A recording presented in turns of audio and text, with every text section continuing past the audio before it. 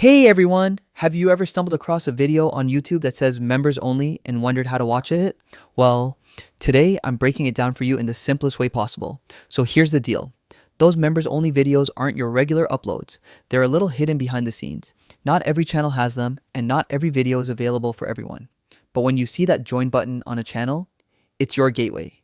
Clicking it might give you access to extra perks, sometimes different membership tiers, or even exclusive monthly content.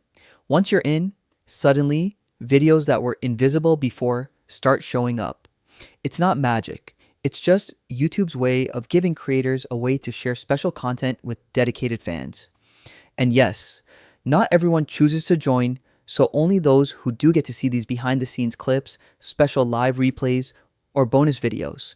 If you're not seeing them, it might just be a timing issue, a setting you need to tweak, or simply that you haven't joined yet. The key takeaway: YouTube has levels. Some content is free for everyone, and some is exclusive, waiting for you to unlock it. So if you're curious and want access to that hidden content, hitting that join button could be your ticket. That's it for today. If you found this helpful, don't forget to like, subscribe, and hit the bell so you never miss the latest tips and tricks to get the most out of YouTube.